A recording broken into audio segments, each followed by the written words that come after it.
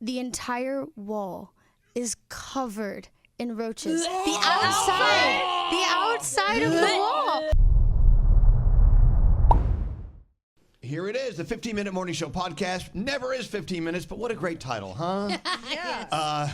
We got a full house. There's Danielle, there's Scotty B, there's Straight Nate, and there's Gandhi, and there's Scary, and our guest, Intern Ava. Hi, Ava. Welcome to the show. So, Ava, you know we love our interns. Ava, are you having a fun internship here with the show so far? I'm having the best internship I've ever had. Wow. Now, look, I'm kind of stuck in here. They don't let me leave. What is it you do? I mean, in the course of a day as an intern, Ava, what do you do for the show? So I work for the social media department. So I post the horoscopes on the threads and on the Instagram stories. And I repost funny videos of you guys from what you say on the radio. And I put it on TikTok and Instagram and Twitter. Oh, X. Wow. Okay. X. Okay. All right. Oh, you put us on X. There you go. Yes, questions for Intern Ava. Go. Yeah, follow-up question. Intern Ava, what other internships have you had? None. Oh. So this is the best one you ever had. Okay. We got you. I like it. It goes downhill from here, Ava. Well, I'm hoping you're enjoying your experience here. It seems like a nice place to work. That's why I've been here for almost 30 years. And they still pay me intern wages. So, hey, so I overheard you and Andrew talking about your living situation, or what was. Is it okay if we talk about this in front of everyone? Please. Okay, so it's you're living on the therapy. 6th floor of an apartment building here in New York City. Is that correct? Yep.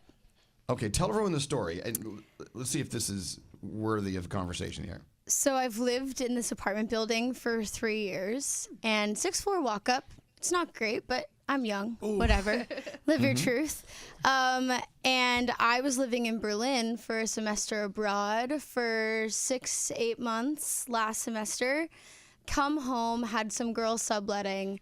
Realized, oh wow, there are a few roaches in the apartment. Oh. It's New York City. It's fine. I'll bomb it. I'll exterminate it. I'll get the traps and stuff. I look at the traps.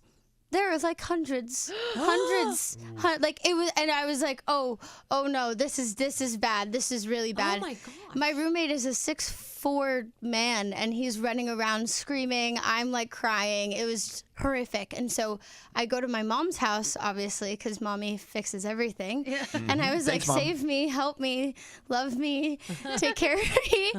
And she told me to go back and get another exterminator. Go back, another exterminator. It's all sort of okay. It's getting better. The traps are getting less full. What's going on? Okay, this is better. My roommate opens up the window to like get some fresh air, as one does. It's nighttime. We look at the side of the building. Keep in mind, 6th floor. The entire wall is covered in roaches. The outside of the wall. And it was in that moment. Here goes Danielle. I know. Well, so where are they going? They're all coming to your apartment or elsewhere? They're coming into my apartment because my next door neighbor, Brian, if you're listening, fix yourself, please. What happened? He is a hoarder. Not only is he a hoarder, he's a squatter. Oh, no. So the building can't even kick him out because he's not even on the lease. So legally, so obviously he moved in legally at one point. He took over the lease for his dead aunt. And so now... Is she still in the in the room? Yeah. Well, I don't know, man. Ava, when you say dead aunt, is it like ants, as in roaches, or an aunt as in your mother's sister? Like aunt. Okay, gotcha. Oh. But yes, so they can't kick him out. I'm watching roaches crawl from his bedroom window or his bathroom window onto the side of the building and into my kitchen, and it was in that I realized I can never fix this. Right. It doesn't matter how. It doesn't matter. I can't fix this. And what is the building? I mean, the building should have to fix that for you. I mean, you shouldn't have to live like that. Well, so I called the owner of the building and I said, sir, and then I heard his voice and he was from Long Island. So I was like, let's talk about it. I put on the thickest, I'm not kidding, the thickest New York accent I could to see if he would like trust me better. I don't know. I'm from New York. It's fine. So I call him and we have a chat, and I'm like, I'm not paying rent for September. This is psychotic. I've already spent $400 on extermination fees that I shouldn't be paying for. Yeah. Then I'm like, and I need you to find me a new house. And so he did. He found me a new apartment in the same building, which is great. So we just have to move all our stuff down 6 flights of stairs. But wait, we still have Brian. Now, is Brian a hoarding squatter or a squatting hoarder? So this is the eternal question. I don't know. I'd assume a squatting hoarder, right? Because he lives there. Yeah. A squatting hoarder. Either way, he's actually not a bad guy. Like, he's a nice man when you talk to him, but he's just has problems. I mean, he's sick. He just needs help. And like this situation, I can't get him out. I've written him so many letters. I've talked to him. This is a 50-year-old man. I've been like, dude, come on. I'm just a little girl. Can you please not make me deal with this? I'm really scared. Like, it's scary. Like, you feel like, and then the psychological stuff of living with roaches, like you feel like they're crawling all over you all the time. They are. You can't do anything right now.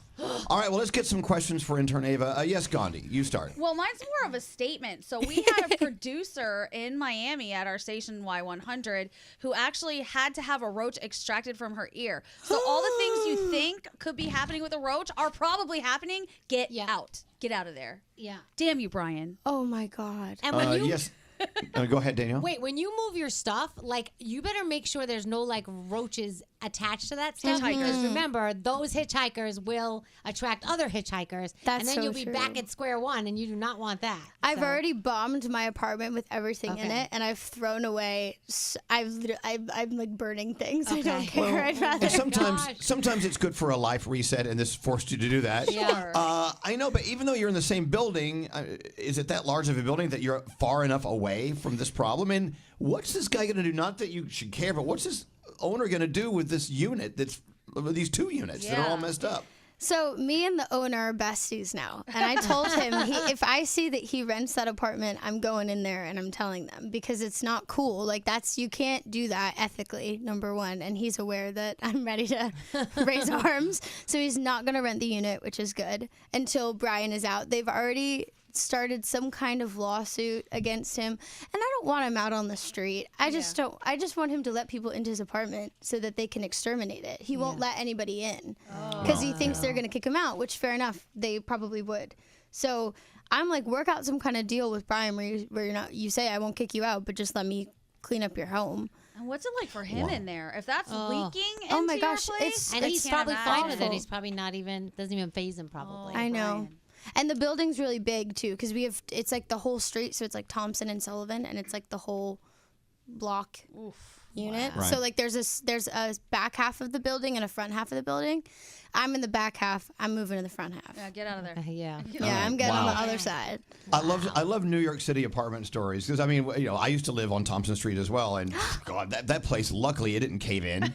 But it's not just the Village. I mean, it's all over the city. It's just rats and it's roaches and it's people that you have to deal with, and and we're all stacked up on top of each other. There's no room to spread out. You have to go up, right? What's up there, Nate? Okay, question. Entomology question. Okay. Now, that's the study of bugs. Yes, thank you. I didn't know where you were going. How big are these? Are these the regular cockroaches or are these the don't palmetto even worry. bug? So we have American cockroaches. Correct. Which are the palmetto bugs, the ones that are the big ones that live outside. They don't want to be inside. Yeah. Those roaches, you see one of those in your house, you're golden. They don't want to be there. They're a straggler.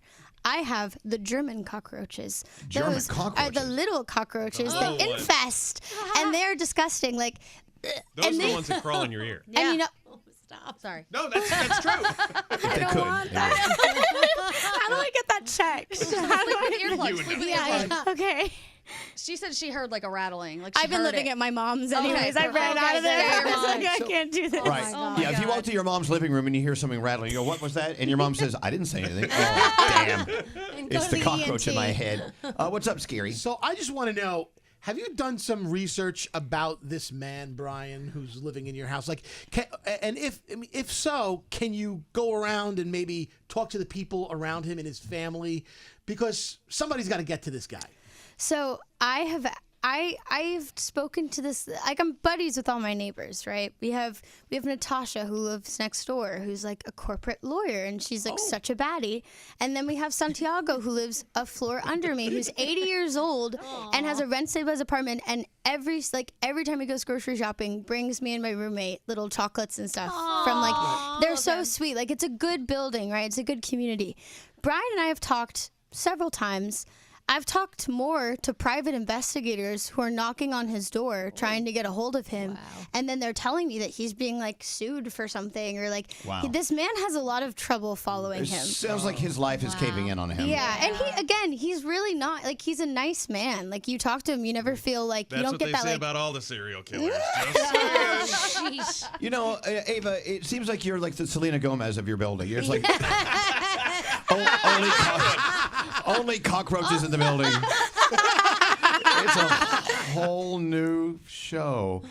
Well, so you're living in the comfort of, and of course, security of your mom's place. But I mean, don't you miss living in the city and in your own place? Oh, don't worry. I'm in Tribeca. I'm not that far away. Okay, there you go. My mom lives here too. Most expensive neighborhood in the country. I wonder if Hoarding Buried Alive called Brian, would he do the show? Because it sounds like he would be a good candidate for that show. Then they would clean up his life. They would help him, and they'd get him into a program and everything. Mm-hmm. Well, my mom's boyfriend sent me the worst roommate ever thing about the squatter guy who would like take over women's apartments and then just, it was horrific. And he oddly, I mean, he's no longer alive, so it can't be Brian, but he looks just like Brian. It's so weird. They kind of fits are the like profile. Like charming, like silver fox, not like unattractive. Like, he never looks like dirty or anything. Like, he looks very like. Yeah. Ava, you're describing straight Nate. I'll tell you why this is important. Because Nate is looking for a good deal on an apartment. You should just there you go. Well, you can move in. Move in with these women and just squat. It sounds like you're actually slightly attracted to Brian. Oh, it doesn't. Well, You're favoring him a little bit. I'm defending his right to like have a life, but I just don't want his life to be next to mine. Scary thinks he's a silver fox and wants people attracted to him, so he figures, Scary's like, she breathes around me, she thinks I'm hot. You're speaking of him kind of favorably. I would be crushing this guy right now. Because I feel bad for him. Because she knows he's got something going on. It's not like he's doing it on purpose. He probably doesn't do it on purpose. It's called being concerned for another human being. You should think about that sometime. Anyway, we love you, Ava. It's Intern Ava here, and I can't wait to hear what stories are going to come out with her next. Ava! Thanks, guys.